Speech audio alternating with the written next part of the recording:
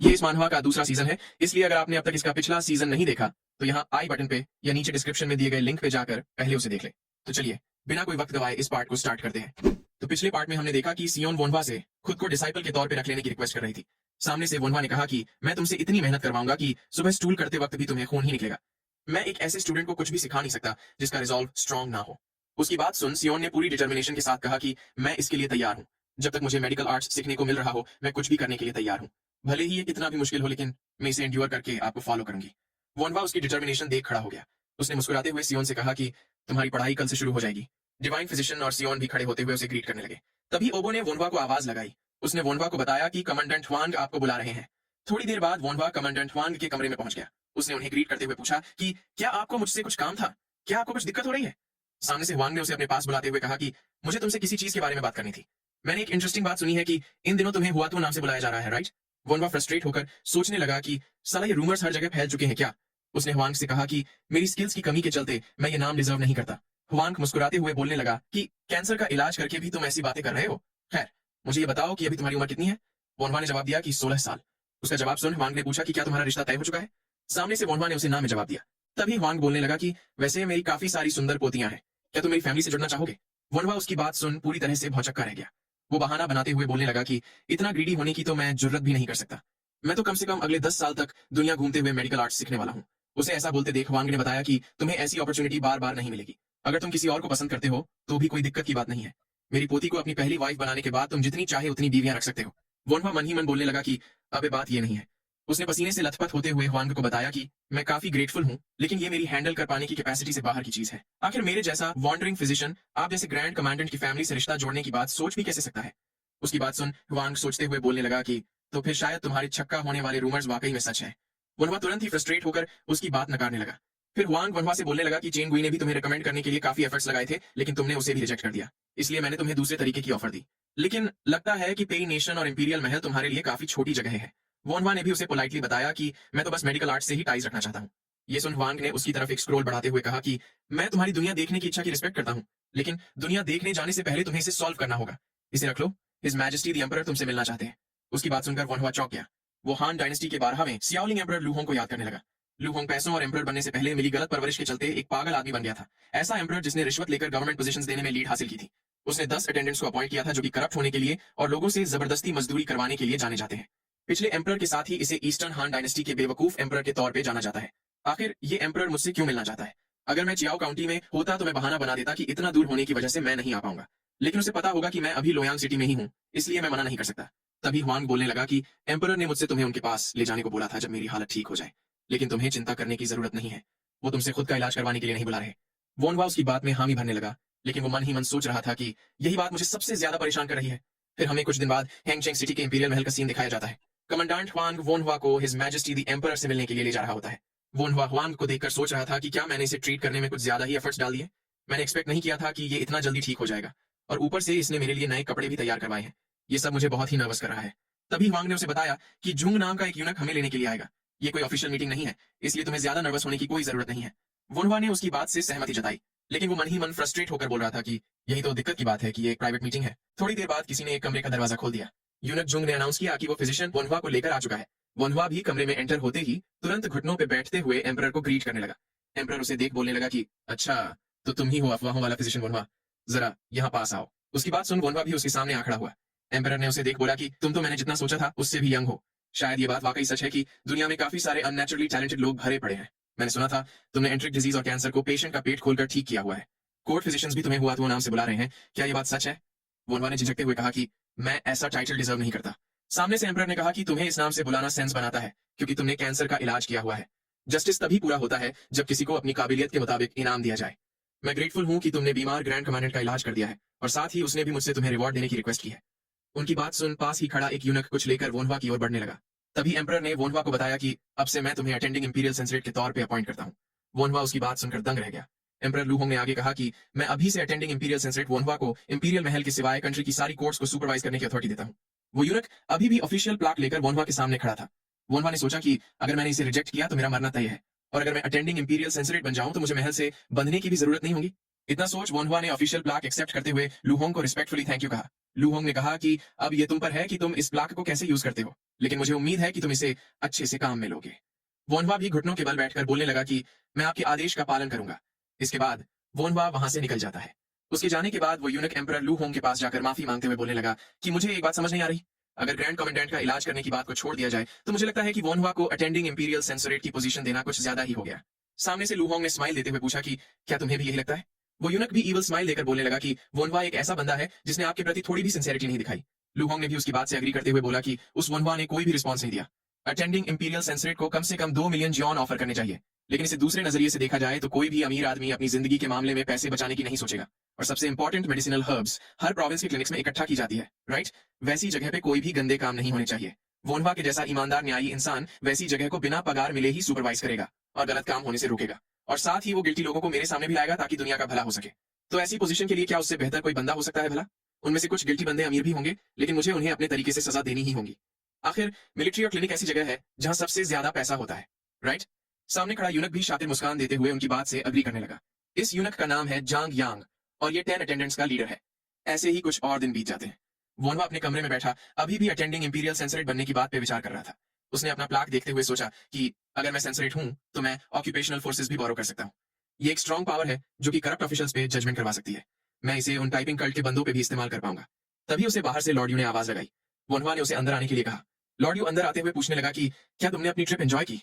वोनवा ने उसे हाँ में जवाब दिया। तभी लॉर्ड यू ने उसकी ओर एक बॉक्स बढ़ाते हुए बताया कि मैंने तुम्हारा बताया गया एक्यूपंक्चर बॉक्स तैयार कर दिया है। वोनवा उस बॉक्स को चेक करने लगा। वो इसके मिलने पर काफी खुश दिख रहा था। उसने मन ही मन सोचा कि ये अर्जेंट सिचुएशंस में काफी काम आएगा। उसने लॉर्ड यू के काम की तारीफ की। लॉर्ड यू भी बताने लगा कि बाकी की बॉक्स भी जल्द ही बन जाएंगे। उसने वोनवा को आगे बताया कि यंग मास्टर हुआबोक तुमसे डिनर पे मिलना चाहते हैं। वोनवा सोचने लगा कि हम अभी तो मिले थे, अब उसे क्या काम होगा। तभी लॉर्ड यू ने पूछा कि तुम लोयांग सिटी से कब निकल रहे हो? वोनवा ने कहा कि मैं जल्द ही निकल रहा हूं क्योंकि मुझे यहाँ रुके काफी लंबा वक्त हो चुका है। आगे से लॉर्ड यू ने बताया कि हमें कुछ देर और रुककर तैयारी करने के बाद ही निकलना चाहिए। वोनवा को उसकी बात समझ नहीं आई। तभी लॉर्ड यू ने कहा कि लोयांग सिटी में भी टाइपिंग कल्ट की एक ब्रांच है। वोनवा ये सुनकर हैरान रह गया। कुछ देर में ही रात हो जाती है। वोनवा स्ट्रीट पे चलते हुए गुस्से से सोच रहा था कि ये टाइपिंग कल्ट के कमीने हर जगह भरे पड़े हैं। मुझे खुद को स्ट्रॉन्ग करना ही होगा। भले ही मेरे पास अटेंडिंग इंपीरियल सेंसरेट हो, लेकिन खतरा सिर्फ मुझे ही नहीं है। मुझे बॉडी कल्टीवेशन और बाकी की चीगोंग टेक्निक्स जल्द ही मास्टर करनी होंगी और उसे मेरे डिसाइपल्स को सिखाना होगा। थोड़ी देर बाद वो एक रिटर्निंग नोबल नाम के इनके सामने जा खड़ा हुआ। वो इतनी आलीशान जगह देखकर सोचने लगा कि क्या बड़ा भाई मुझसे यही मिलना चाहता है। ये तो काफी महंगा लग रहा है। इतना सोच वो इनके अंदर एंटर हो गया। तभी वहां खड़ी एक लेडी वोनवा को ग्रीट करने लगी। वोनवा ने उसे अपना नाम बताया। उसका नाम सुन उस लेडी ने मुस्कुराकर वोनवा को अपने पीछे आने के लिए बोला। वोनवा भी उसे फॉलो करते हुए सोच रहा था कि आखिर बड़े भाई ने मुझे ऐसी जगह पे मिलने क्यों बुलाया होगा। थोड़ी ही देर में उस लेडी ने एक कमरे की ओर इशारा करते हुए कहा कि हम पहुंच गए। वोनवा ने बाहर से अपने बड़े भाई को आवाज लगाई। वो बॉक ने भी उसे अंदर आने को कहा। वोनवा के दरवाजा खोलते ही वो बॉक उसे वेलकम करने लगा। फिर उसने वोनवा को एक बंदे से मिलवाते हुए कहा कि ये दुनच्यू काउंटी का नया गवर्नर है। इनका नाम है सीनियर काओकाओ। काओकाओ ने भी वोनवा को ग्रीट किया। वोनवा उसे यहाँ देखकर चौंक गया। अब अगर आपको ये नहीं याद कि काओकाओ कौन है, तो इसका नाम कुछ बार पहले भी मेंशन हो चुका है। सबसे पहली बार उस सुपरिंटेंडेंट यून ने इसका नाम लिया था, ये कहते हुए कि वाबोक के साथ ही एक और काओकाओ नाम के बंदे को भी फीलियल पार्टी के थ्रू रिकमेंड किया गया है। फिर जब उन फिजिशियंस ने वोनवा को हुआतुओ नाम दिया, तब भी हमें बताया गया था कि असल हिस्ट्री में उस हुआतुओ नाम के लेजेंडरी फिजिशियन को काओकाओ ने जेल में बंद करके मरवा दिया था। साथ ही आपको याद होगा कि इस कंट्री का एम्परर लू होंग रिश्वत लेकर गवर्नमेंट पोजीशंस देने के लिए बदनाम है। तो ऐसे ही इस बंदे काओकाओ का फादर भी 100 मिलियन जियोन की रिश्वत देकर ग्रैंड कमांडेंट बना हुआ है। फिर वोनवा ने भी खुद को संभालते हुए काओकाओ को ग्रीट किया। उसने खुद को वोनवा नाम से इंट्रोड्यूस किया। तभी हुआबोक ने उसे बैठने के लिए बोला। वोनवा भी उसकी बात मानते हुए बैठ गया। वो परेशान होकर सोच रहा था कि मैं ऑलरेडी हुआतुओ नाम मिलने से परेशान था, लेकिन अब ये काओकाओ भी मिल गया। ये गवर्निंग करने में स्किल्ड मास्टर है और इस कैओटिक टाइम का हीरो भी होने वाला है। मुझे यकीन नहीं हो रहा कि मैं अभी उसी काओकाओ से मिल रहा हूँ। तभी काओकाओ हंसते हुए उन दोनों को टॉल एंड हैंडसम बोलकर तारीफ करने लगा। हुआबोक भी मुस्कुराते हुए उससे बातें कर रहा था। वहीं वोनवा को समझ नहीं आ रहा था कि आखिर यहाँ चल क्या रहा है। ये दोनों इतने पक्के दोस्त कब से बन गए। तभी काओकाओ ने अपना ग्लास उठाकर चीयर्स करने को बोलते हुए कहा कि मुझे अपने होम टाउन से आए जूनियर्स को यहाँ लोयांग में देखकर काफी खुशी हो रही है। वोनवा भी उसकी इतनी ज्यादा सोशिएबिलिटी देखकर इंप्रेस्ड था। कुछ देर बाद वोनवा के कारनामे सुनकर काओकाओ भौचक्का रह गया। वो हैरान होते हुए वोनवा से पूछने लगा कि इसका मतलब तुम ही वो बंदे हो जिसने इंचो का टेटनस ठीक किया था। वोनवा ने उसे हाँ में जवाब दिया। हुआबोक भी मुस्कुराते हुए बताने लगा कि सिर्फ इतना ही नहीं बल्कि इसने तो स्किन डिजीज, एंटेरिक डिजीज और यहाँ तक कि कटे हुए पेट का भी इलाज किया हुआ है। ऊपर से हमारी माँ भी सिर्फ वोनवा की वजह से ही जिंदा है। काओकाओ ये सुन सीरियस एक्सप्रेशंस के साथ सोचा कि तो फिर यही है जिसने इंचो का इलाज किया था। इतना सोच वो तुरंत ही वोनवा को थैंक यू बोलने लगा। उसने कहा कि तुम्हारी वजह से ही इंचो जिंदा है, इसलिए मैं तुम्हारा काफी शुक्रगुजार हूँ। वोनवा ने भी बताया कि वो तो बस अपना फर्ज निभा रहा था। काओकाओ उसका हम्बल बिहेवियर देख उन दोनों भाइयों की तारीफ करने लगा। फिर उसने टेबल पे बैठते हुए कहा कि आज तो वाकई में काफी खुशी भरा दिन है। मैं अपने होम टाउन से आए जूनियर्स और इंचो के सेवियर से मिल पाया, और सबसे जरूरी चीज कि मुझे 2 काफी रिलायबल छोटे भाई मिल गए। वाबोक और वोनवा भी खुश होते हुए उसे चीयर्स करने लगे। वाबोक और काओ काओ हंसते हुए अपनी ड्रिंक्स एंजॉय कर रहे थे। वहीं बेचारे वोनवा का इन सबसे दिमाग क्रेजी हुए जा रहा था। थोड़ी देर बाद काओ काओ ने वहां से निकलने की बात करते हुए उन दोनों को बताया कि मैंने बिल भर दिया है, इसलिए तुम लोग आराम से एंजॉय करना। वाबोक और वोनवा ने भी उसे गुड नाइट कहते हुए ग्रीट किया। उसके जाने के बाद वोनवा वाबोक को ड्रिंक सर्व करते हुए पूछने लगा कि क्या आपको सीनियर काओ काओ इतने ज्यादा पसंद है। वाबोक ने चेहरे पे स्माइल के साथ बताया कि आखिर इस अनजान जगह पे अपने होम टाउन से आए बंदे को मिलकर मैं खुश क्यों नहीं होऊंगा, और ऊपर से वो एक राइचियस बंदा है, इसलिए मुझे वो पसंद है। अभी पिछले ही साल सीनियर काओ काओ ने उन लोगों को पनिश किया था जो 5 कलर्ड वुडन क्लब्स का इस्तेमाल करके नॉर्दर्न गेट की एंट्री रेगुलेशंस को तोड़ रहे थे, और वो पनिशमेंट पाने वाला बंदा और कोई नहीं बल्कि 10 अटेंडेंट्स में से एक जियान शो का अंकल था। काओ काओ के पास वाकई में अनलिमिटेड अथॉरिटी है। वोनवा उसकी बात से कंफ्यूज होते हुए सोच रहा था कि हिस्ट्री के हिसाब से ये इंसिडेंट तो जब काओ काओ 20 साल का था तब हुआ था, लेकिन पिछले साल तो वो 25 साल का था। वाबोक आगे बोलने लगा कि आखिर ऐसे कितने ही लोग होंगे जो इस करप्ट महल में हिज मैजेस्टी द एम्परर के लिए ऐसा करेज दिखाएंगे, इसीलिए फे विलेज के मार्किस एल्डर काउतेंग ने उसे दुनशियो काउंटी का गवर्नर बनने के लिए भेजा है। वोनवा उसकी बात सुनकर हैरान रह गया। वो याद करते हुए सोचने लगा कि क्या ये वही लेजेंडरी यूनक काउतेंग की बात हो रही है? क्या वो बंदा अभी भी जिंदा है? मैं, काओ काओ और अब काउतेंग भी, हम सबकी जिंदगी हिस्ट्री और रोमांस ऑफ द 3 किंगडम्स में जैसा लिखा गया है उससे काफी अलग तरह से अनफोल्ड हो रही है। आखिर यहाँ चल क्या रहा है? इसके बाद हमें 10 दिन बाद का ह्वांग फैमिली रेजिडेंस का सीन दिखाया जाता है। वोनवा ओबो और बियॉन से पूछ रहा था कि क्या तुम लोगों ने सब सामान पैक कर लिया। ओबो और बियॉन ने उसे हाँ में जवाब दिया। वोनवा पास ही के घोड़े पर सामान लाद रहे बंदों को देख मुस्कुराते हुए सोचने लगा कि हमने कमांडेंट ह्वांग की दी हुई काफी सारी गिफ्ट्स भी ली है। वो याद करने लगा कि कैसे ह्वांग गुस्सा होकर उसे चुपचाप ये सब ले जाने को बोल रहा था। ह्वांग वोनवा से पूछ रहा था कि क्या तुम लोगों का इलाज करने के लिए पैसे जमीन खोद कर लाओगे?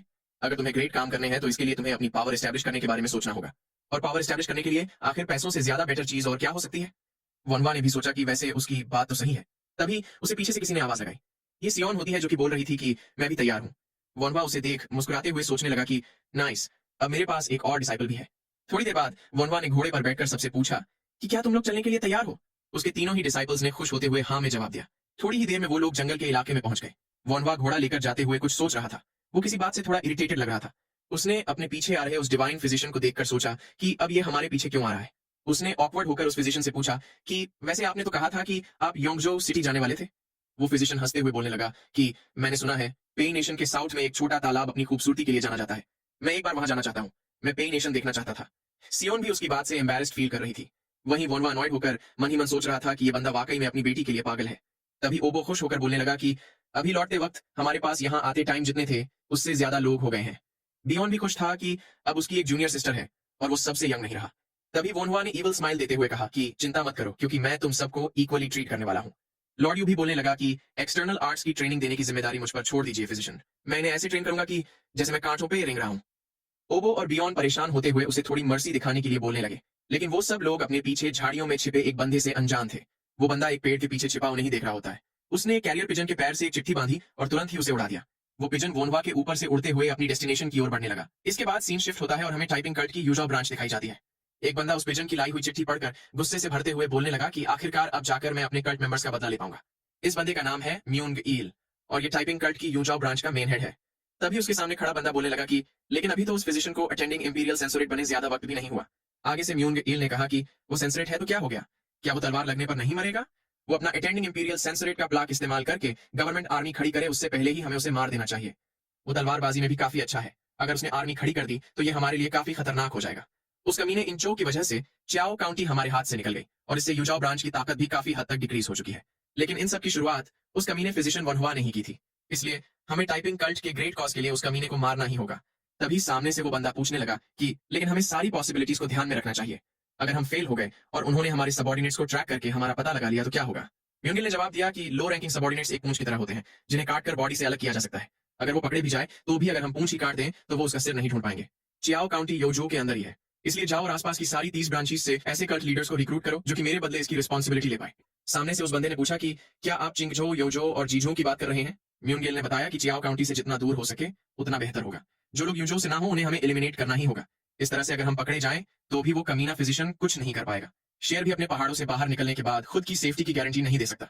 फिर हमें अंधेरी रात में उसी जंगल का सीन दिखाया जाता है। घने पेड़ों के बीच वोनहुआ एक आग जलाकर बैठा हुआ था।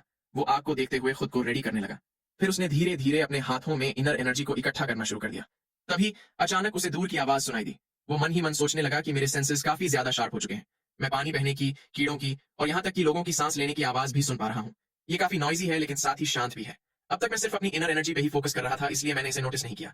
न सिर्फ मेरी हीयरिंग बल्कि मेरा स्मेल और टच करने का सेंस भी बढ़ चुका है और मैं सब कुछ ज्यादा क्लियरली फील कर पा रहा हूँ। ऐसा लग रहा है कि जैसे मैं किसी और दुनिया में एंटर हो चुका हूँ। वोनवा के कॉन्सेंट्रेट करते ही उसकी इनर एनर्जी काफी ज्यादा मात्रा में रिलीज होने लगी। ये एनर्जी तेजी से बढ़ते हुए पेड़ों के बीच से दूर सो रहे उन लोगों तक पहुंच गई। लॉर्ड यू भी कुछ फील करके नींद से जाग गया। वो इतनी सारी इनर एनर्जी को फील करके हैरान हो चुका था। वो उस एनर्जी की डायरेक्शन में भागते हुए सोचने लगा कि क्या फिजिशियन वोनवा के साथ कुछ हो तो नहीं गया ना। तभी अपने सामने का नजारा देखकर वो रुक जाता है। वो वोनवा की बॉडी से इमिट हो रही एनर्जी को देख पूरी तरह से दंग रह गया। वो मन ही मन सोचने लगा कि ये पक्का छी है और वो भी काफी ज्यादा मात्रा में। क्या ये वाकई में वॉल को ओवरकम कर रहा है? थोड़ी ही देर में वोनवा की एनर्जी शांत होने लगी। तभी वोनवा ने अपनी आंखें खोल दी। उसे अपने सामने नए दिन का सूरज उगता हुआ दिखाई दिया। वो सोचने लगा कि टाइम इतना जल्दी कैसे बीत गया। मेरी बॉडी हल्की फील हो रही है। आखिर पिछली रात हुआ क्या था? फिर उसने मुस्कुराते हुए सोचा कि मुझे नहीं पता, लेकिन कुछ तो जरूर बदला है। मुझे रिफ्रेश्ड भी फील हो रहा है। फिर उसने अपने हाथ में एनर्जी कॉन्सेंट्रेट करते हुए कहा कि ये एनर्जी इंचो के बॉडी कल्टीवेशन से बिल्कुल डिफरेंट है। ये उससे काफी ज्यादा प्योर है और इसमें 5 एलिमेंट्स भी मिले हुए हैं। और सबसे ज्यादा जरूरी चीज की ये एनर्जी एक खतरनाक जंगली जानवर की तरह है। अब जबकि मुझे कुछ नया मिला है तो मुझे इसका कुछ नाम भी रख लेना चाहिए। इसमें 5 एलिमेंट्स मिले हुए हैं और ये एक खतरनाक जंगली जानवर की तरह है, इसीलिए मैं इसे 5 बीस्टली एनर्जी मेरिडियन नाम से बुलाऊंगा। तभी अचानक इस एनर्जी के बारे में सोचकर उसके दिमाग में कुछ बात आई। वो इवल स्माइल देकर सोचने लगा कि ये बॉडी कल्टीवेशन से अलग है, इसलिए मैं इसे उन ब्रैट्स को भी सिखा पाऊंगा। मैं तुम लोगों को फिर से खून भरा स्टूल करवाऊंगा। वहीं उसके डिसाइपल्स को भी समझ नहीं आ रहा था कि ये अचानक उनके रोंगटे क्यों खड़े हो रहे हैं। फिर सीन वहीं ब्रॉथल पे शिफ्ट होता है। चोसियोल फिजिशियन वोनवा की वापस से चियाओ काउंटी में पहुंचने की खबर सुनकर काफी खुश हो रही थी। वो वोनवा को याद कर मन ही मन बोलने लगी कि वोनवा को यहाँ आए महीने बीत चुके हैं। मैंने सुना था कि उसने इंपीरियल महल में भी काफी अच्छा काम किया था। तभी एक लेडी ने चिल्लाते हुए उसके कमरे का दरवाजा खोल दिया। उसने बताया कि हेवोन घायल हो चुकी है और ये एक इमरजेंसी है। चोसियोल उसकी बात सुनकर दंग रह गई। वहीं हमें दूसरी ओर हुआ फैमिली रेजिडेंस का सीन दिखाया जाता है। वोनवा ने घर पहुंचते ही अपनी मां को आवाज लगाई। मैडम हुआ भी उसे देख भागते हुए उसके पास आने लगी। उन्होंने वोनवा से पूछा कि क्या तुम्हारा काम अच्छे से हो गया? वोनवा ने उन्हें हाँ में जवाब दिया। उसकी मां उसका हाथ सहलाते हुए बोलने लगी कि तुमने काफी मेहनत की है। वो दोनों ही काफी खुश दिख रहे थे। पीछे खड़े डिवाइन फिजिशियन ने भी उन्हें देख सोचा कि ये फैमिली वाकई में हार्मोनियस है। तभी मैडम हुआ उन लोगों को देख वोनवा से पूछने लगी कि ये तुम्हारे साथ कौन है? वोनवा ने उन्हें डिवाइन फिजिशियन और उसकी बेटी से इंट्रोड्यूस करवाया। मैडम हुआ पूछने लगी कि क्या ये वही सेंट्रल प्लेन्स का मोस्ट फेमस डिवाइन फिजिशियन है?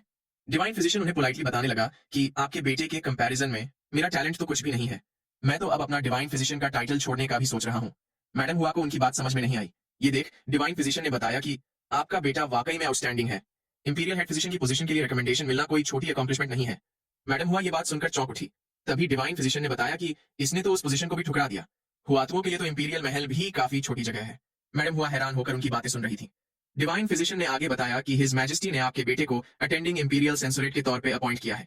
ये सुनकर तो मैडम हुआ का दिमाग ही घूम गया। वहीं वोनवा शर्माते हुए सोच रहा था कि ये सच बोल रहा है, लेकिन फिर भी ये काफी एम्बैरेसिंग है। यहाँ हमें पता चलता है कि तारीफें वोनवा की कमजोरी है। तभी मैडम हुआ खुश होते हुए वोनवा का हाथ पकड़कर बोलने लगी कि मैंने सोचा नहीं था कि मुझे ऐसे भी दिन देखने को मिलेंगे।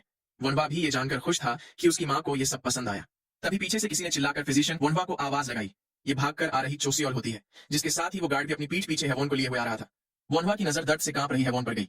वो चौंकते हुए सोचने लगा कि क्या इसे चोट लगी है। उसने आवाज लगाकर ओबो को ब्रेजियर और कपड़े तैयार करने के लिए और बियॉन को डिस्टिल्ड लिकर और सर्जिकल इंस्ट्रूमेंट्स तैयार करने के लिए बोला। वो सब तुरंत ही भागते हुए घर के अंदर जाने लगे। कमरे में पहुंचकर वोनवा ने उस गार्ड से हेवोन को बेड पे लिटाने के लिए बोला। फिर उसने पीछे खड़ी चोसियोल से चोट लगने की वजह पूछी। चोसियोल ने बताया कि हेवोन ने तलवार से खेलते हुए खुद की उंगली काट ली। वोनवा भी उसकी पट्टी खोलते हुए पूछने लगा कि क्या वाकई में? तभी पट्टी खुलने पर वो और ओबो चौंक गए। वोनवा टूटकर लटक रही उंगली देख बोलने लगा कि ये कोई आम सा कट थोड़ी ना है, इसकी तो हड्डी भी कट चुकी है। ये मुश्किल से अपने बेस से जुड़ी है। पीछे खड़ा ओबो भी पूछने लगा कि मास्टर अब हमें क्या करना चाहिए? पास ही खड़ी सियोन ने सोचा कि हमें इसका बचा हुआ हिस्सा काटना होगा। तभी वोनवा ने अपना मास्क पहनते हुए बताया कि हम इसे फिर से जोड़ेंगे। उसका डिसीजन सुन सियोन हैरान होकर मन ही मन बोलने लगी कि इतना कटने के बाद वापस जोड़ने का तो कोई चांस ही नहीं बनता। ऊपर से अगर ऐसा किया गया तो आसपास का फ्लैश भी सड़ जाएगा और उसे ज्यादा पार्ट्स को रिमूव करना पड़ेगा। इसलिए फादर ने कहा था कि ऐसी सिचुएशंस में हमें बचा हुआ पार्ट काट देना चाहिए। तो फिर मास्टर इसे वापस से कैसे जोड़ेंगे? वहीं वोनवा हेवोन की उंगली देखकर सोच रहा था कि मुझे लूप चाहिए, लेकिन अभी मेरे पास और कोई चॉइस नहीं है, इसलिए मुझे बेस्ट ऑल्टरनेटिव ढूंढना होगा। इतना सोच उसने मन ही मन मैग्नीफाई बोला। उसके ऐसा बोलते ही उसकी नजर जूम इन होने लगी। अब उसे एक्सरे विजन के साथ टूटी हुई हड्डी का एग्जैक्ट स्पॉट साफ दिखाई दे रहा था। उसने मन ही मन सोचा कि ग्रैंड कमांडेंट की ट्रीटमेंट करते वक्त से मेरे पास अपना विजन कंट्रोल करने की एबिलिटी आ चुकी है। मैं एक्सरे विजन और मैग्निफिकेशन दोनों चीजें एक साथ यूज कर सकता हूँ। जहां तक मुझे पता है मैं तकरीबन 3 गुना मैग्नीफाई कर सकता हूँ। फिर उसने उंगली देख सोचा कि ये क्रश नहीं हुई बल्कि कट हुई है, इसलिए ये मेसी नहीं है, ये एक राहत की बात है। इतना सोच उसने कहा कि अब मैं सर्जरी शुरू करने जा रहा हूँ। उसके डिसाइपल्स भी उसे ध्यान से देखने लगे। वोनवा ने स्टिचिंग करना शुरू कर दिया। सियोन ने देखा कि वोनवा ने टेंडन और ब्लड वेसल को ऐसे ही कनेक्ट कर दिया। उसे समझ आ गया कि अगर ब्लड वेसल्स को कनेक्ट कर दिया जाए तो ब्लड फिर से फ्लो करने लगेगा और फ्लैश सड़ेगा नहीं। अगर सोचा जाए तो ये एक ऑब्वियस ट्रीटमेंट है, लेकिन मेरी एबिलिटी से ये मुमकिन नहीं है। और फादर के लिए तो ये और ज्यादा इम्पॉसिबल है। और ऊपर से 6 घंटे बीत चुके हैं, लेकिन मास्टर ने इस वक्त में एक बार भी गलती नहीं की। वो ऐसा कैसे कर पा रहे हैं? मुझे जानना है। मुझे वो सब कुछ जानना है जो मास्टर जानते हैं। ऐसे ही थोड़ा वक्त बीत जाता है। हेवन मुस्कुराते हुए पूछ रही थी कि क्या मैं वाकई में अपना हाथ पहले की तरह यूज कर पाऊंगी? वनवा ने बताया कि ऑफ कोर्स, अगर हम तुम्हारी स्टिचिंग रिमूव कर दें और तुम रेगुलरली एक्सरसाइज करो तो तुम उसे पहले की तरह ही यूज कर पाओगी। लेकिन इसके लिए तुम्हें मेहनत से एक्सरसाइज करनी होगी। समझ में आया? हेवोन ने भी मुस्कुराते हुए उसे हाँ में जवाब दिया। तभी पीछे खड़ी चोस्योल ने वोनहुआ को थैंक यू बोला और बताया कि अगर आप ना होते तो हमें इसकी उंगली काट देनी पड़ती। लेकिन वोनहुआ के मन में कुछ और ही चल रहा था। उसने सोचा कि 10 साल की बच्ची को तलवार इस्तेमाल करने देना बेवकूफी भरा है, लेकिन शायद उसके पास और कोई चॉइस नहीं होगी। उसने चोस्योल से कहा कि मुझे राहत है कि ये अच्छे से निपट गया, लेकिन मेरे हिसाब से ये अच्छा होगा अगर तुम उसे तलवार थोड़ा बड़ा हो जाने के बाद चलाने को दो। चोस्योल ने भी उसकी बात से एग्री करते हुए थैंक यू बोला और कहा कि मैं इस बात को ध्यान में रखूंगी। इसके बाद वो हेवोन को देख सोचने लगी कि ये हेवोन लकी थी जो फिजिशियन वोनहुआ वापस आ चुके थे और उसका इलाज हो पाया। फिर वो वोनहुआ को देख शर्माते हुए सोचने लगी कि शायद मैं भी लकी हूं जो मुझे वोनहुआ को ऐसे मिलने का मौका मिला। उसने वोनहुआ से पूछा कि क्या तुम्हारा सफर अच्छा रहा? वोनहुआ भी हंसते हुए उससे बातें करने लगा। वहीं पास ही से गुजर रही सियोन ने उन्हें देख सोचा कि ये लड़की मास्टर से काफी क्लोज लगती है, लेकिन वैसे ये है कौन? तभी उसके पीछे चल रहे बियॉन ने ओबो को सीनियर ब्रदर बुलाते हुए पूछा कि क्या ये वही सिफिलिस वाली औरत है? सियोन उसकी बात सुनकर चौंक गई। तभी ओबो ने बियॉन को डांटते हुए कहा कि तुम्हें किसी भी पेशेंट के बारे में ऐसे केयरलेसली बात नहीं करनी चाहिए। क्या होगा अगर मास्टर ने सुन लिया तो? बियॉन बोलने लगा कि मैं तो बस क्यूरियस था और वैसे भी वो काफी खूबसूरत है। तभी सियोन उनसे पूछने लगी कि वोनवा ने उसका इलाज कैसे किया था, क्या सर्जरी से या दवाई से? तभी उन्हें पास ही खड़े वोनवा की आवाज सुनाई दी। वो गुस्सा होते हुए पूछने लगा कि क्या मैंने तुम्हें पेशेंट की इन्फॉर्मेशन के बारे में केयरलेसली बात करने से मना नहीं किया था? वो तीनों ही उसे वहां देखकर डर गए। वोनवा उन तीनों को डांट लगाने लगा। वो तीनों भी चुपचाप सब कुछ सुने जा रहे थे। उन तीनों ने ही साथ में माफी मांगते हुए कहा कि हम आगे से केयरफुल रहेंगे। वोनवा भी उनकी बात सुन वहां से जाने लगा। उसके जाने के बाद बियॉन उन दोनों से माफी मांगते हुए बोलने लगा कि मुझे ऐसी बात नहीं करनी चाहिए थी। ओबो ने उसे कहा कि कोई बात नहीं, बस आगे से ऐसा मत करना। सियोन ने भी माफी मांगते हुए कहा कि मैंने थोड़ा जल्दबाजी कर दी। इसके बाद ओबो ने वहां से जाते हुए मुस्कुराकर कहा कि चलो इस काम को फटाफट निपटा देते हैं। मास्टर ने कहा है कि वो हमें कुछ सिखाना चाहते हैं। बियॉन की ये सुनकर हालत खराब हो गई और वो बोलने लगा कि लेकिन अभी तो सर्जरी खत्म हुई थी। उनके पीछे खड़ी सियोन ने भी खुश होते हुए सोचा कि अगर मैं मास्टर के साथ रहूं तो मैं वक्त के साथ सब कुछ सीख जाऊंगी। मुझे इतनी जल्दबाजी नहीं करनी चाहिए। मैं किसी दिन सिफिलिस का इलाज करना भी सीख ही जाऊंगी। लेकिन मेरे मन में फिर भी कुछ बात खटक रही है। इतना सोच उसने अपने पीछे खड़े मुस्कुराकर बात कर रहे वोनहुआ और चोसियोल की ओर देखा। वो टाइटली अपनी प्लेट पकड़ते हुए सोचने लगी कि आखिर मुझे ये अनईजीनेस क्यों फील हो रही है। इसके बाद सीन शिफ्ट होता है और हमें टाइपिंग कल्ट की यूजो ब्रांच दिखाई जाती है। वो बंदा म्यूंगिल के सामने झुककर बोल रहा होता है कि हर ब्रांच से मेंबर्स पहुंच चुके हैं। म्यूंगिल भी ये सुनकर मुस्कुराने लगा। उसने उस बंदे से कहा कि उनको अभी के लिए वेट करने को बोलो और तब तक उनकी तलवारों की धार बढ़ाओ। फिर सीन वापस से हुआ रेजिडेंस पे शिफ्ट होता है। सब लोग बैकयार्ड में बैठे हुए थे। डिवाइन फिजिशियन मैडम हुआ को बता रहा था कि आपने वाकई में अपने बेटे को सही से बड़ा किया है। मैडम हुआ भी ये सुन मुस्कुराते हुए बोलने लगी कि आपकी बच्ची भी तो कितनी वंडरफुल पर्सन है। तभी उन्हें किसी के चिल्लाने की आवाज आई। वनवा चिल्लाते हुए बोल रहा था कि अगर तुम लोग ये काम ऐसे करोगे तो पेशेंट ऑपरेटिंग टेबल पे मर जाएगा। अपने हाथों को रिलैक्स करो। अगर तुम उसे इतना जल्दी खींचोगे तो स्किन ही टूट जाएगी। दरअसल वोनहुआ अपने तीनों डिसाइपल्स को स्टिचिंग करना सिखा रहा था। मैडम हुआ बोलने लगी कि वोनहुआ सिखाने के मामले में थोड़ा स्ट्रिक्ट है। सामने से डिवाइन फिजिशियन ने कहा कि उसे उनसे स्ट्रिक्ट होना ही चाहिए, तब जाकर ही स्किल्स उनके हार्ट में अच्छे से बैठेगी। मैडम हुआ वहां बैठी सियोन को देख रही थी। वो उसे देख सोच रही थी कि मैं इसे जितना देखती हूँ मुझे ये उतना ही ज्यादा पसंद आती है। अगर बात पियोन फैमिली की करी जाए तो उनमें कोई भी दिक्कत की बात नहीं है। उन्होंने चाय पीते हुए डिवाइन फिजिशियन से पूछा कि वैसे जितना मैंने सुना है सियोन का पहले ही रिश्ता तय हो चुका है, राइट? ये सुन डिवाइन फिजिशियन के तो मुंह से ही चाय बाहर निकल गई। वो हैरान होते हुए पूछने लगा कि रिश्ता, ये किसने बोल दिया आपसे? मैडम हुआ ने कहा कि ये बात तो खुद सियोन ने ही बोली थी। डिवाइन फिजिशियन ने अपना सिर पीटते हुए कहा कि वो तो उसने ऐसे ही अपनी आदत के चलते बोल दिया होगा, क्योंकि उससे ये सवाल काफी बार पूछा जाता है। ये सुन मैडम हुआ खुश होते हुए पूछने लगी कि क्या वाकई में? इस बात का सेंस तो बनता है। सियोन जैसी लड़की को तो काफी सारे प्रपोजल्स आते होंगे। डिवाइन फिजिशियन ने भी एम्बैरेस होते हुए कहा कि मुझे नहीं पता कि ये किस पर गई है, लेकिन ये काफी जिद्दी है और ये बात मुझे परेशान करती है। मैडम हुआ भी बोलने लगी कि मेरा बेटा भी ऐसा ही है, वो शादी की बातों में बिल्कुल भी इंटरेस्टेड नहीं है। डिवाइन फिजिशियन पूछने लगे कि क्या हुआ तू अभी? तभी मैडम हुआ ने सियोन और वनवा को देखते हुए कहा कि शायद वो लोग एक अच्छे कपल बन सकते हैं। डिवाइन फिजिशियन भी हंसते हुए उनकी बात से एग्री करने लगा, लेकिन उन दोनों के सारे सपने टूट गए जब उन्होंने वनवा को गुस्से से सियोन पे चिल्लाते हुए देखा। वो उसे गुस्से से टांकों के बीच थोड़ी ज्यादा जगह रखने को बोल रहा था। वो उसे चिल्लाते हुए कह रहा था कि अगर तुम इतना टाइटली सिलोगी तो स्किन टूट जाएगी। क्या तुम्हें स्किन कोई कपड़े की तरह लगती है? सियोन भी उसकी डांट खाते हुए अपनी गलती सुधारने लगी।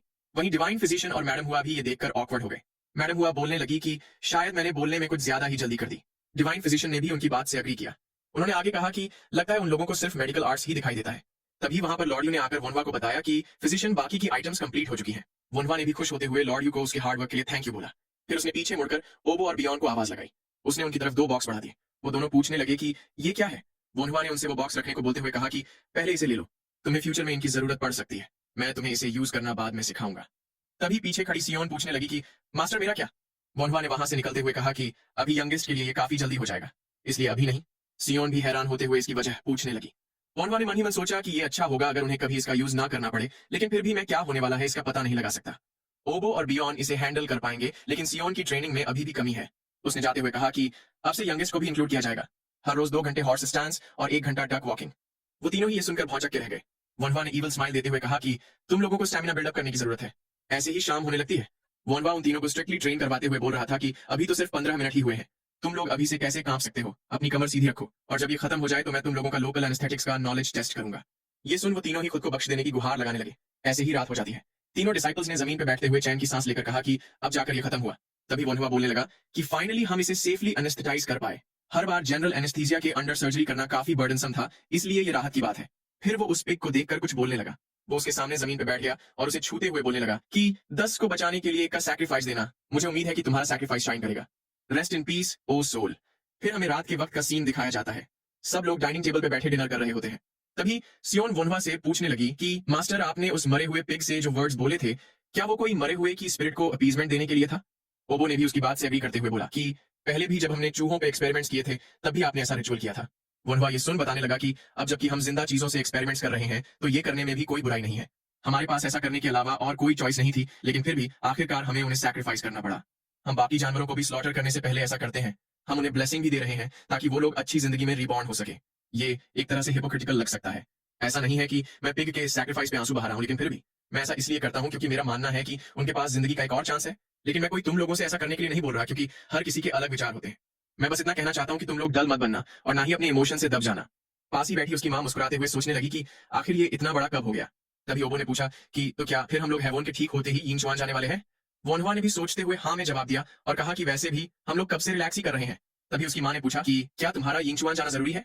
वोनवा ने उन्हें हाँ में जवाब देते हुए बताया कि मुझे चांसलर ने बुलाया है और मुझे उन्हें एक्सप्लेन करना है कि मैंने ग्रैंड कमांडेंट हुआन का इलाज कैसे किया, और हर हाइनेस भी बच्चे को जन्म देने वाली है। मैडम हुआ ने भी खुश होते हुए पूछा कि क्या वाकई में। फिर वो परेशान होते हुए पूछने लगी कि अब मैं क्या करूं, मुझे कम से कम एक गिफ्ट तो प्रिपेयर करनी ही चाहिए। वोनवा ने उन्हें शांत होने को कहते हुए बताया कि अभी तो इसमें थोड़े और महीने बचे हैं। उसकी मां ने यह सुन चैन की सांस ली। फिर वो दुखी होकर सोचने लगी कि वोनवा फिर से घर से चला जाएगा।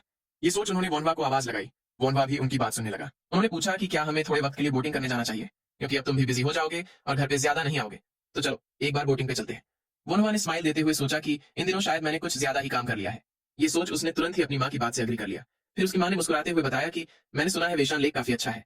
डिवाइन सर्जन भी बोलने लगा कि मैंने सुना है पे नेशन में काफी सारी अच्छी जगह है। ओबो और बियॉन भी पूछने लगे कि हम कब जा रहे हैं। वोनवा ने बताया कि जैसे ही हेवोन की हालत ठीक हो जाए हम तुरंत ही चलेंगे। उसकी मां ने खुश होते हुए कहा कि मैं सारी चीजें अच्छे से प्रिपेयर कर लूंगी। वहीं घर के बाहर खड़ा एक अनजान शख्स उनकी सारी बातें सुन रहा था। उसने उन लोगों की बातें सुनते हुए वेशान लेक नाम दोहराया। वो ईवल स्माइल के साथ सोचने लगा कि वो जगह वोनवा को मारने के लिए परफेक्ट रहेगी। ऐसे ही कुछ वक्त बीत जाता है। हमें पहाड़ों से गिरा एक सुंदर सा तालाब दिखाया जाता है जिसका नाम था वेशान लेक। मैडम हुआ उसकी खूबसूरती से इंप्रेस्ड होते हुए बोलने लगी कि ये लेक तो वाकई में प्रिटी है। डिवाइन फिजिशियन ने भी कहा कि नॉर्थ के चारों लेक्स में से वेशान लेक के बेस्ट होने वाली कहावत वाकई में सच है। सियोन इतनी अच्छी सीनरी और इतने सारे कमल के फूल देखकर खुश थी। ओबो और बियॉन ने भी इतना सारा पानी पहली बार देखा था। तभी मैडम हुआ ने वोनवा के पास जाते हुए कहा कि मुझे अपने बेटे के साथ यहाँ आना काफी अच्छा लग रहा है। वोनवा भी उन्हें देख सोचने लगा कि अगर मुझे पता होता कि माँ इसे इतना एंजॉय करेंगी तो मैं इन्हें पहले ही यहाँ ले आता। मैं उनका ख्याल नहीं रख पाया और अपने बिजी स्केड्यूल को बहाने की तरह यूज किया। फिर उसने पास ही खड़ी बोट की ओर जाते हुए पूछा कि क्या सब चलने के लिए तैयार है। सब हाँ में जवाब देते हुए उसके पीछे जाने लगे। वो सब बोट में सवार होकर लेक के सफर पे निकल गए। तीनों ही डिसाइपल्स हैरान होकर तालाब की गहराई देख रहे थे। लॉर्डियो भी सतर्क होकर खड़ा था। वहीं मैडम हुआ बोल रही थी कि काम करना अच्छा होता होगा, लेकिन इस तरह का रिलैक्स और एंजॉयबल दिन पाना भी काफी अच्छा होता है ना। वोनवा ने भी उनकी बात से एग्री किया। उसने मुस्कुराते हुए सोचा कि मेरे पास अभी भी हर हाइनेस के बच्चे को जन्म देने तक का टाइम है। मैं तब तक इस टाइम को अपनी फैमिली के साथ स्पेंड कर सकता हूँ। तभी अचानक किसी चीज ने उसका ध्यान खींचा। उसे कुछ अजीब सी फीलिंग आ रही थी। उसने दूर से आ रही 2 बोट्स को देखा। तभी उसके पीछे खड़े लॉर्डियो ने बताया कि उन 2 बोट्स पे तकरीबन 10 बंदे हैं। वहां पर ड्रिंकिंग टेबल भी सेटअप किया हुआ है, लेकिन ड्रिंक्स तो उनके होंठों से बिल्कुल भी टच नहीं हो रही। और सबसे जरूरी बात, वो लोग कुछ अजीब सी चीजें पकड़े हुए हैं। तभी वोनवा ने बोट चलाने वाले बंदे से लेक की ऑपोजिट साइड पे चलने को कहा। वो बंदा बोलने लगा कि लेकिन वहां तो कुछ खास देखने लायक नहीं है। वोनवा ने कहा कि ये बेटर होगा। फिर उसने अपनी माँ के पास जाते हुए कहा कि आज वेदर और सीनरी काफी प्लेजेंट है, लेकिन सबसे जरूरी आपको अच्छी हालत में देखकर मुझे काफी खुशी हो रही है। मैडम हुआ ने भी उसकी बात से एग्री किया। तभी वोनवा ने अपनी पॉकेट से एक एक्यूपंक्चर नीडल निकालते हुए कहा कि लेकिन जस्ट इन केस, क्या मैं आपको कंफर्ट देने के लिए सर्टेन स्पॉट पे ये नीडल्स यूज कर सकता हूँ। उसकी माँ ने तुरंत ही हाँ में जवाब देते हुए कहा कि भला मैं इतने ग्रेट फिजिशियन की मदद क्यों ठुकराऊंगी। ये सुन वोनवा ने उन्हें एक्यूपंक्चर नीडल लगाते हुए बताया कि आपको जल्द ही कंफर्टेबल फील होगा। वहीं पास खड़ा डिवाइन फिजिशियन भी वो एक्यूपंक्चर पॉइंट देखकर चौंक गया। मैडम हुआ बोल रही थी कि मेरा बेटा वाकई में गॉड गिवन फिजिशियन है। सिर्फ कुछ ही नीडल्स से मेरी बॉडी और माइंड दोनों ही काफी कंफर्टेबल फील कर रहे हैं। मुझे उम्मीद है कि ऐसा दिन लंबा चले। इतना बोलते बोलते ही वो नींद में जाने लगी। वोनवा ने भी उनकी बात से अग्री करते हुए उन्हें संभाल कर बैठा दिया। फिर उसने सीरियस एक्सप्रेशन के साथ डिवाइन फिजिशियन से अपनी माँ का ख्याल रखने को बोला। डिवाइन फिजिशियन भी उसकी बात मान गया। इसके बाद वोनवा ने तुरंत ही अपने डिसाइपल से कहा कि एनिमीज आ चुके हैं, हमने जैसा सिखा था वैसा करो। ओबो और बियॉन भी ये सुन अपनी तैयारी में लग गए। तभी डिवाइन फिजिशियन ने सियोन से खुद की मदद करने के लिए बुलाया। उन्होंने कहा कि मैं मैडम हुआ को ऐसे ही नहीं छू सकता। पहले तो सियोन झिझक रही थी, लेकिन फिर उसने सोचा कि शायद मैं किसी तरह से मदद नहीं कर सकती। अगर मैंने मदद करने की कोशिश की तो शायद मैं अड़चन ही बन जाऊंगी। थोड़ी ही देर में वो बोट्स उनके नजदीक पहुंचने लगी। उस पे खड़े एक बंदे ने बताया कि वो लोग धीरे पड़ रहे हैं। पीछे खड़े बंदे ने कहा कि लगता है उन लोगों ने हमें नोटिस कर लिया है, लेकिन फिर भी अब उनके लिए भागने में काफी देरी हो चुकी है। इतना बोल उसने अपनी तलवार निकालते हुए सबको रेडी होने के लिए कहा, लेकिन तभी उसकी बॉडी पे बहुत सारी नीडल्स आ लगी। वो ये देख चौंक गया। वो नीडल पकड़ते हुए सोचने लगा कि क्या ये कोई खिलौना है। तभी कुछ फील करके वो चौंक गया। उसने चिल्लाते हुए सबको नीचे झुकने को बोलकर कहा कि ये जहरीला है। ओबो और बियॉन अभी भी नीडल्स चलाए जा रहे थे। वो दोनों ही कंसंट्रेट करके काफी एक्यूरेटली नीडल्स को लॉन्च कर रहे थे। इससे एनिमी के कुछ बंदे नीडल्स लगने से पानी में गिरने लगे। फिर वोनवा ने लॉर्ड यू से कहा कि मिस्टर, अब आपकी बारी है। लॉर्ड यू भी इसके लिए तैयार हो गया। इसके बाद वो दोनों तलवार लेकर हमला करने के लिए आगे बढ़ने लगे। उन्होंने तुरंत ही उस बोट पर जाकर उन बंदों पे अटैक कर दिया। लॉर्ड यूस फुर्ती से एक के बाद एक बंदे को मारे जा रहा था। वो बंदे भी उन्हें कमीना कहते हुए हैरान हो गए। तभी उनके सामने वोनवा आखड़ा हुआ। उसने सीरियस एक्सप्रेशंस के साथ मन ही मन कहा कि इनकी मेरी माँ और मेरे लोगों पर अपनी नजर डालने की हिम्मत भी कैसे हुई। इतना सोच वो तुरंत ही उनकी तरफ झपट पड़ा। उसने एक के बाद एक उन बंदों को काटना शुरू कर दिया। उसने मन ही मन कहा कि तुम लोगों को ऐसा करने की कीमत चुकानी ही होगी। ऐसे ही रात हो जाती है। हमें टाइपिंग कल्ट की यूजाओ ब्रांच का सीन दिखाया जाता है। म्यूंग ने गुस्से से टेबल पे अपना हाथ पटकते हुए पूछा कि मार डाला से तुम्हारा क्या मतलब? हमने पूरे 30 बंदे भेजे थे। उसके सामने झुककर बैठा बंदा उससे माफी मांगने लगा। म्यूंग ने परेशान होते हुए कहा कि अब हमारे लीडर के साथ की मीटिंग में सिर्फ कुछ ही दिन बचे हैं। कुछ भी प्लान के हिसाब से नहीं हो रहा। उसने घबराते हुए सोचा कि अगर मैं फिर से फेल हो गया तो मुझे कम से कम अपना सिर ऑफर करना होगा। लेकिन अगर मैं अपने कुछ सबॉर्डिनेट्स लेकर जाऊं तो भी हाई चांसेस है कि हम फिजिशियन वोनवा को नहीं मार पाएंगे। शायद अब मुझे तलवार के अलावा किसी और चीज का इस्तेमाल करना होगा। इतना सोच म्यूंग ने उस बंदे से कल्ट के 5 फॉलोअर्स को इकट्ठा करने को बोला और बताया कि अब इसे मैं खुद हैंडल करूंगा। म्यूंग की बात सुन उस बंदे ने परेशान होते हुए कहा कि लेकिन सर, ये काफी खतरनाक है। सामने से म्यूंग बोलने लगा कि उस फिजिशियन को मारने के लिए हमें कम से कम 100 फॉलोअर्स का यूज करना पड़ेगा। लेकिन अगर हमने ऐसा किया तो सिचुएशन हाथ से निकल सकती है। वो कमीना वाकई में मेडिसिन के मामले में काफी टैलेंटेड है। अगर हम उसे खुद के कंट्रोल में ले लें तो ये हमारे सेक्ट के लिए काफी फायदेमंद साबित होगा। वो पूरे दिल से एक फिजिशियन है और हम इस बात का फायदा उठा सकते हैं। मैंने सुना है कि वो कभी पेशेंट को मना नहीं करता। हम चियाओ काउंटी जाएंगे। इसके बाद सीन हुआ फैमिली रेजिडेंस पे शिफ्ट होता है। सियोन एक जगह पे बैठी गहरी सांस छोड़ने लगी। वो कुछ परेशान लग रही थी। फिर वो थकान के मारे फ्रस्ट्रेट होकर बोलने लगी कि मास्टर एक इंसान बिल्कुल भी नहीं है। हम पर हमला होने के बाद से वो और भी ज्यादा स्ट्रिक्ट हो चुके हैं। वो हमें हमारी लिमिट्स तक पुश कर रहे हैं। मैं समझ सकती हूँ कि स्ट्रिक्ट टीचर्स ही आउटस्टैंडिंग स्टूडेंट्स बनाते हैं, लेकिन फिर भी ये काफी मुश्किल है। तभी किसी ने पूछा कि क्या ये इतना ज्यादा मुश्किल है? सियोन अपने फादर को वहां पे देखकर सरप्राइज हो गई।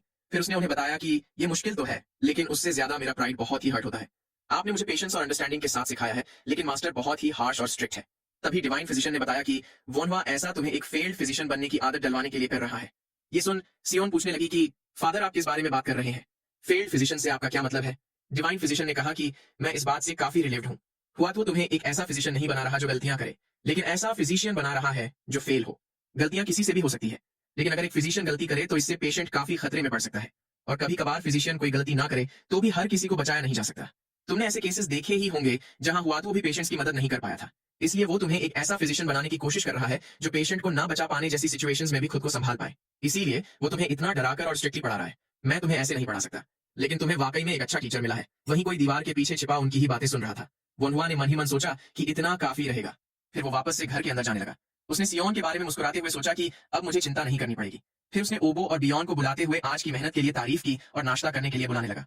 ओबो और बियॉन ने भी नाश्ते की बात सुनकर खुश होते हुए उसे थैंक यू कहा। ऐसे ही अगला दिन निकल आता है। म्यूंग विलेज के क्लिनिक को देखते हुए पूछ रहा था कि क्या यही उस फिजिशियन का क्लिनिक है? उसके पीछे खड़े बंदे ने उसे हाँ में जवाब दिया। म्यूंग आगे बोलने लगा कि मैंने सुना था उस फैमिली के तीनों ही बेटे काफी अच्छा कर रहे हैं, लेकिन ये क्लिनिक तो मैंने सोचा था उससे ज्यादा ही शैबी है। पीछे से उस बंदे ने बताया कि अब तक उस फैमिली को गिर चुका माना जाता था। ये तो कुछ ही वक्त से उनके हालात थोड़े अच्छे हुए हैं। ये सुन म्यूंग ने ईवल स्माइल के साथ कहा कि लगता है उन लोगों को अपने पूर्वजों के अच्छे कामों का फल मिल रहा है, लेकिन वो भी जल्द ही खत्म होने वाला है। इतना बोल उसने अपने पीछे खड़े बंदे से प्लान को स्टार्ट करने के लिए बोला। वो बंदा भी तलवार निकालते हुए रेडी हो गया। म्यूंग ने उससे आगे कहा कि वोनवा काफी सतर्क रहने वाला बंदा है, इसलिए तुम्हें ये काम बोल्डली करना होगा। इसमें डील करना काफी खतरनाक होगा।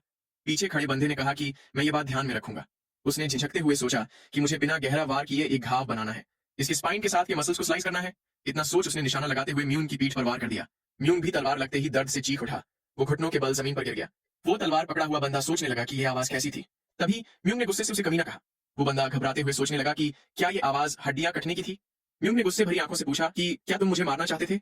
वो बंदा भी मन ही मन बोलने लगा कि अब तो मैं गया। तभी पीछे खड़े बाकी के बंदे भी जमीन पे गिर रहे म्यूंग की ओर बढ़ने लगे। थोड़ी देर बाद वो बंदा भागते हुए क्लिनिक की ओर जाने लगा। उसने अपनी पीठ पे लेटे म्यूंग से थोड़ी देर और होल्ड करने के लिए बोला। वो परेशान होते हुए मन ही मन बोलने लगा कि मुझे बिल्कुल भी आइडिया नहीं था कि इसका फ्लैश एकदम टोफू की तरह सॉफ्ट होगा। मुझे तो लगा था कि मैं मसल्स भी नहीं काट पाऊंगा, लेकिन मैंने तो उसकी हड्डियां भी काट दी। अब मेरे पास अपने मास्टर की जिंदगी उस कमीने वोनवा के हाथों में छोड़ने के अलावा और कोई चॉइस नहीं है। वहीं क्लिनिक के बाहर बैठा फिजिशियन बोंग बियॉन के इतना सब कुछ सीख लेने पे सरप्राइज हो रहा था। बियॉन बता रहा था कि अभी तो मुझे काफी कुछ और सीखना है, लेकिन मैं मेहनत से प्रैक्टिस कर रहा हूँ। तभी पीछे से वो बंदा चिल्लाते हुए पूछने लगा कि क्या कोई फिजिशियन है यहाँ, किसी को चोट लगी है। बोंग और बियॉन ये सुन चौंक गए। उन्होंने भागकर उस बंदे के पास जाते हुए पूछा कि उसे कहाँ चोट लगी है। उस बंदे ने बताया कि इसकी पीठ पे एक तलवार का गहरा कट लगा है। बोंग ने उसे अपने पीछे आने को कहा। उसकी बात मानते हुए उस बंदे ने म्यून को ले जाकर वहां पे लिटा दिया। बोंग ने परेशान होते हुए सोचा कि इसकी हड्डियां भी घायल हो चुकी है, इसलिए ये आसान नहीं होगा। इतना सोच उसने बियॉन से हुआतुओं को ले आने के लिए कहा। बियॉन भी उसकी बात मान वोनहुआ के पास जाने लगा। वहीं म्यून लेटा हुआ गुस्से से मन ही मन बोल रहा था कि जुंग कमीने, मैं तुझे छोड़ूंगा नहीं। भले ही मैंने तुझे बोर्ड होने के लिए बोला था, लेकिन तुम्हारी मुझे इतना घायल करने की हिम्मत कैसे हुई। मैं पहले उस कमीने फिजिशियन को ठिकाने लगा दूं, उसके बाद तुम्हारी बारी है। तभी क्लिनिक के अंदर से वोनहुआ बाहर निकल आया। वो जाकर म्यून के पीछे खड़ा हो गया। उसे देख म्यून सोचने लगा कि तो फिर यही है वो सो कॉल्ड गॉडली फिजिशियन। तभी वोनहुआ ने अपने डिसाइपल से म्यून को अंदर ले जाने के लिए कहा ताकि वो लोग उस पर ऑपरेट कर पाए। उसके डिसाइपल्स भी उसकी बात मानते हुए म्यून को अंदर ले गए। फिर ओबो और बियॉन सर्जरी का सामान रेडी करने लगे। वहीं सियोन म्यून की पीठ से खून साफ करने लगी। तभी वोनहुआ ने घाव को देखते हुए कहा कि तलवार एक क्रिटिकल स्पॉट पे लगते लगते बची है, चलो जल्दी से सर्जरी की तैयारी करो। पीछे खड़ा बोंग सोचने लगा कि क्या क्रिटिकल स्पॉट से वोनहुआ का मतलब हार्ट है। तभी ओबो ने बताया कि बेसिक डिसइंफेक्शन हो चुका है। वोनहुआ ने कहा अब जबकि एनेस्थीसिया भी हो चुका है तो सर्जरी शुरू करते हैं। फिर उसने सर्जरी करते हुए अपने डिसाइपल्स को समझाया कि इसे ध्यान से देखो। पीठ पे इंपॉर्टेंट ब्लड वेसल्स पेट के मुकाबले कम होती है, लेकिन यहाँ से मेजर आर्टरीज पास होती है। पीछे खड़ा बोंग भी उसे देख सोच रहा था कि वोनहुआ वाकई में अमेजिंग है। फिजिशियन वोनहुआ ऑलरेडी ग्रैंड कमांडेंट के द्वारा एक्नॉलेज किया गया इस जनरेशन का डिवाइन फिजिशियन है, और वो बच्चे उसके इस मिरेकल भरे मेडिकल आर्ट्स को कैरी करके एक नए इरा की शुरुआत करेंगे। मैं तो ऑलरेडी काफी बूढ़ा हो चुका हूँ, लेकिन बियॉन ने फिजिशियन वोनहुआ की सर्जरीज में असिस्ट करना शुरू कर दिया है। बियॉन, तुम्हें खुद को पूरी तरह से डिवोट करना ही होगा। थोड़ी देर बाद वोनहुआ ने अपनी सर्जिकल सीजर साइड में रख दी। उसने अपने सारे डिसाइपल्स के काम की तारीफ की। ओबो और बियॉन भी उसे थैंक यू बोलने लगे। इसके बाद वोनहुआ ने अपना मास्क नीचे कर चैन की सांस लेते हुए कहा कि इसमें मैंने सोचा था उससे ज्यादा टाइम लग गया। उसने सोचा कि क्या ऐसा इसलिए हुआ क्योंकि पेशेंट काफी मोटा है। फिर उसने अंगड़ाई लेकर वहां से जाते हुए अपने डिसाइपल्स से कहा कि तुम लोगों में से किसी एक को जब तक पेशेंट उठे तब तक नजर रखनी होगी। डिसाइपल्स ने भी उसे हाँ में जवाब दिया। फिर वोनहुआ क्लिनिक से बाहर निकल आया। उसे देख ग्योन तुरंत ही म्यून की हालत के बारे में पूछने लगा। वोनहुआ ने बताया कि सर्जरी अच्छे से हो गई है। ग्योन ने यह सुनकर चैन की सांस ली। तभी वोनहुआ ने पूछा कि वैसे इसे चोट कैसे लगी थी। देखकर तो ऐसा लग रहा है कि उसे तलवार से काटा गया हो। ग्योन ने झिझकते हुए बताया कि उस पर एम्बुश हुआ था। वोनहुआ एम्बुश की बात सुनकर दंग रह गया। ग्योन भी झिझकते हुए बहाना बनाकर उसे लंबी लंबी कहानी बताने लगा। वोनहुआ सोचने लगा कि ये मुझे इतना डिटेल में क्यों बता रहा है। ग्योन अभी भी वोनहुआ से बोल रहा था कि अगर आप ना होते तो हम काफी मुश्किल में पड़ जाते। मैं आपका ये कर्ज कैसे चुका सकता हूँ। तभी अचानक पीछे से लॉर्ड यू ने कहा कि फिजिशियन से बात करते वक्त प्लीज 3 कदम पीछे खड़े रहो। ग्योन उसकी आवाज सुनकर चौंक गया। उसने लॉर्ड यू से माफी मांगी। वो मन ही मन सोच रहा था कि क्या ये वही लॉर्ड यू है जो चियाओ काउंटी ब्रांच का मास्टर हुआ करता था। तभी लॉर्ड यू ने झुकते हुए वोनहुआ को बताया कि डिवाइन फिजिशियन तुमसे मिलना चाहते हैं। ऐसा लगता है कि एक एंट्रिक डिजीज का पेशेंट तुम्हारा इंतजार कर रहा है। वोनहुआ ने भी याद करते हुए कहा कि ये वही पेशेंट होगा जिसने सुबह हमें कांटेक्ट किया था। इतना बोल वोनहुआ ने वहां से जाते हुए ग्योन से कहा कि मैं किसी अर्जेंट मैटर के चलते निकल रहा हूँ। लॉर्ड यू भी उसे फॉलो करते हुए पीछे देख रहा था। उसने सीरियस एक्सप्रेशन के साथ ग्योन को देखा। ग्योन परेशान होते हुए सोचने लगा कि ये मुझे क्यों देख रहा है, कहीं इसने मुझे पहचान तो नहीं लिया। लेकिन इससे कोई फर्क नहीं पड़ता क्योंकि मैं यहाँ लड़ाई करने नहीं आया। इतना सोच उसने लॉर्ड यू को ग्रीट किया। लॉर्ड यू भी उसे एक बार और देखते हुए वोनहुआ के पीछे निकल गया। पीछे खड़े ग्योन ने ईवल स्माइल के साथ मन ही मन कहा कि मास्टर म्यून वोनहुआ पे सॉर्सरी स्पेल का इस्तेमाल करेंगे। ऐसे ही शाम हो जाती है। ओबो वोनहुआ को बताता है कि पेशेंट उठने को है, लेकिन पेशेंट थोड़ा अजीब है। वोनहुआ पूछने लगा कि अजीब से क्या मतलब। ओबो ने बताया कि ये अभी होश में नहीं आया, लेकिन ये कुछ बड़बड़ाए जा रहा है। वोनहुआ ये सुन बोलने लगा कि क्या ये मेरे एनेस्थीसिया के इंग्रेडिएंट्स बदल देने की वजह से हो रहा है। तभी म्यून बेहोशी की हालत में ही हंसने लगा। वो तैरने की कोशिश करते हुए पूछ रहा था कि क्या तुम मेरी स्फूर्ति देख रहे हो। ये देख ओबो ने पूछा कि क्या सर्जरी में तो कुछ दिक्कत नहीं हुई ना। वोनहुआ ने उसे बताया कि ये तो बस एनेस्थीसिया के नॉर्मल साइड इफेक्ट है। उसने मन ही मन एनेस्थीसिया के इंग्रेडिएंट्स चेंज करने का डिसाइड किया। फिर उसने वहीं पर बैठते हुए ओबो से कहा कि मैं इस पर नजर रख रहा हूँ, इसलिए तुम जाओ और एंट्रिक डिजीज वाले पेशेंट को फिर से चेक करो। ओबो भी उसकी बात मानते हुए वहां से चला गया। फिर वोनहुआ अपने पीछे अजीब हरकतें कर रहे म्यून को देख खुद से पूछने लगा कि क्या ऐसा इसलिए हुआ क्योंकि मैंने इसके ज्यादा वजन की वजह से डोज बढ़ा दिया था। मैं पहली बार किसी पेशेंट को ऐसे बकवास करते देख रहा हूँ। तभी अचानक म्यून बोलने लगा कि हाँ वो कमीना फिजिशियन वोनहुआ, मैं उसे छोड़ूंगा नहीं। वोनहुआ अपना नाम सुन चौंकते हुए उठ खड़ा हुआ। वो सोचने लगा कि ये मुझे नहीं छोड़ेगा। एनेस्थीसिया की वजह से बकवास करने के बाद भी इसने मेरा नाम एकदम क्लियरली बोला है, और ऊपर से ये अनईजी फीलिंग कैसी है, मुझे ये कंफर्म करना ही होगा। इतना सोच उसने अपना एक्सरे विजन ओपन कर दिया। वो कुछ देखकर दंग रह गया। उसे म्यून के हार्ट से भी वैसा ही सेंटीपीड लिपटा हुआ दिखाई दिया। उसने हैरान होते हुए सोचा कि ये तो फिर से टाइपिंग कल्ट है। थोड़ी देर बाद वो जाकर क्लिनिक के बाहर बैठ गया। उसने परेशान होते हुए मन ही मन कहा कि मैं क्रेजी हुए जा रहा हूँ। मुझे यकीन नहीं हो रहा कि टाइपिंग कल्ट मेरे क्लिनिक तक पहुंच चुका है। अब मैं इनसे कैसे डील करूं? उसने क्लिनिक के आसपास छिपे 5 बंदों की प्रेजेंस फील करते हुए सोचा कि मैं लॉर्ड यू के साथ मिलकर इन्हें हरा सकता हूं। लेकिन इनके जैसे छोटे प्यादों को निपटाने से इस मुसीबत की जड़ खत्म नहीं होगी। जब तक मैं इसकी जड़ उस टाइपिंग कल्ट के लीडर झांग जुए को खत्म ना करूं, ये कमीने मेरे पीछे आते ही रहेंगे। मुझे इसका फंडामेंटल सोल्यूशन ढूंढना ही होगा ताकि टाइपिंग कल्ट मेरे पीछे ना आए। लेकिन मैं ये करूंगा कैसे? तभी उसकी नजर ग्योन पर गई। ग्योन क्लिनिक के अंदर जा रहा था। वनवा उसे देख कुछ सोचने लगा। फिर उसने खड़े होते हुए मन ही मन कहा कि सबसे पहले मुझे ये देखना होगा कि ये लोग मेरे साथ करना क्या चाहते हैं। इतना सोच उसने खुद को तैयार करते हुए कुछ करने का मन बना लिया। थोड़ी देर बाद कमरे से म्यून की चिल्लाने की आवाज आने लगी। उसने गुस्से से ग्योन को कमीना कहते हुए बाहर निकल जाने को कहा। ग्योन भी उतरे हुए चेहरे के साथ बाहर निकल आया। उसने गहरी सांस छोड़ते हुए कहा कि ये राहत की बात है कि ये जिंदा है, लेकिन मुझे यकीन है कि ये मेरे खिलाफ लंबे वक्त तक ग्रज रखेगा। तभी पास खड़े वनवा ने पूछा कि अब पेशेंट की हालत बढ़िया तो लग रही है ना? ग्योन ने झिझकते हुए उसे हाँ में जवाब दिया और फिर बहाना बनाकर तेजी से वहां से निकलने लगा। वनवा ने भी उसे गुड नाइट बोला। ग्योन तेजी से भागते हुए वहां से निकल गया। पीछे खड़ा वनवा कुछ सोचते हुए उसे ही देख रहा था। फिर उसने क्लिनिक के अंदर आते हुए म्यूंग से उसकी हालत के बारे में पूछा। म्यूंग भी उसे देख उठने लगा। उसने मुस्कुराकर वनवा को थैंक यू बोलते हुए बताया कि मैं बिल्कुल ठीक हूँ। वनवा ने भी शातिर मुस्कान के साथ कहा कि मुझे ये सुनकर अच्छा लगा। तो अब और बताओ, मैं तुमसे एक बात पूछना चाहता हूँ, तुम टाइपिंग कल्ट में कौन सी पोजीशन पे हो? ये सुन म्यूंग चौंकते हुए सोचने लगा कि इसे कैसे पता चला। उसने कुछ ना समझ पाने का नाटक करते हुए पूछा कि टाइपिंग कल्ट से आपका क्या मतलब? वनवा ने उसके पास जाते हुए कहा कि तुम मेरे पेशेंट हो, इसलिए मैं अपना कंपोजर बनाए रखने की पूरी कोशिश कर रहा हूँ। लेकिन अगर सच कहूं तो मैं अभी भी सोच रहा हूं कि तुम्हें मार दिया जाए या नहीं। तो चलो अब एक दूसरे को पागल बनाना बंद करते हैं। इतना बोल उसने ड्रॉर से एक बॉटल में पकड़ा हुआ सेंटीपीड निकाला। म्यूंग अभी भी बोल रहा था कि आपसे जरूर कोई मिसअंडरस्टैंडिंग हुई है। वनवा सीरियस होकर बोलने लगा कि अपने हार्ट पे पॉइजनस इंसेक्ट लेकर तुम आए हो और मिसअंडरस्टैंडिंग मुझे हुई है। उसकी बात सुन म्यूंग ने परेशान होते हुए सोचा कि मैं तो वाकई में एक बड़ी मुसीबत में फंस चुका हूँ। आखिर इसको ये पता कैसे चला?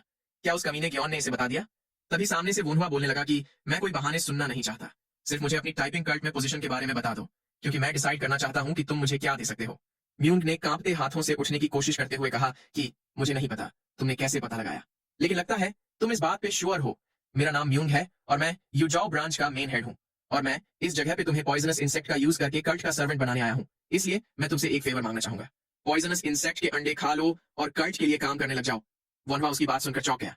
फिर उसने सीरियस एक्सप्रेशंस के साथ म्यून को बताया कि इस वक्त तुम्हें सिर्फ कुछ ही फेवर्स मांगना अलाउड है। वो फेवर्स है या तो खुद को बचाने का या फिर खुद को बिना दर्द के खत्म करने का। क्या मुझे टाइपिंग कल्ट का कुत्ता बनने को बोलना तुम्हें फेवर लगता है? म्यूंग ईवल स्माइल के साथ बोलने लगा कि अभी की सिचुएशन के हिसाब से तुम चाहो तो मुझे मार सकते हो, लेकिन तुम कब तक अपना पीछा छुड़ाते रहोगे? तुम भी जीना चाहते हो और मैं भी मरना नहीं चाहता, इसलिए मैं तुम्हें कल्ट में आ जाने के लिए बोल रहा हूँ। कल्ट अगर ताकत इकट्ठा करे तो तुम्हें मार सकती है, लेकिन इसमें हमारा भी उतना ही नुकसान होगा। और ऊपर से तुम अटेंडिंग इंपीरियल सेंसरेट हो, इसलिए अगर तुम गवर्नमेंट की पावर यूज करने का डिसाइड करो तो डैमेज और भी ज्यादा होगा।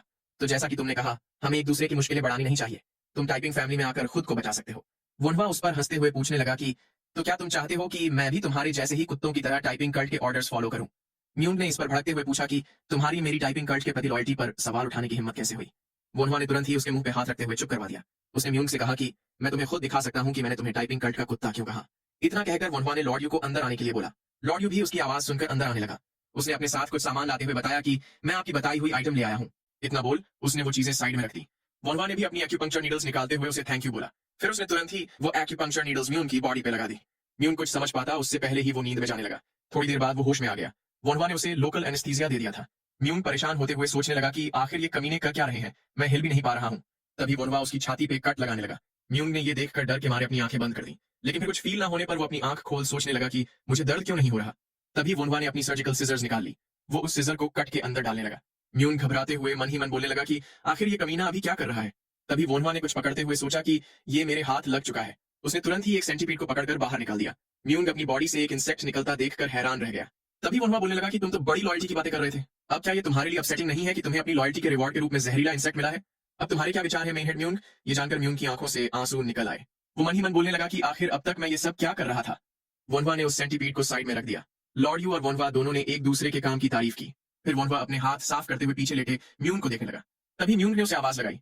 उसने वनवा से कहा कि मेरे पास आपके लिए कुछ है। ऐसे ही सुबह हो जाती है। ग्योन म्यून से बोल रहा था कि मास्टर हमने सबको इकट्ठा कर लिया है।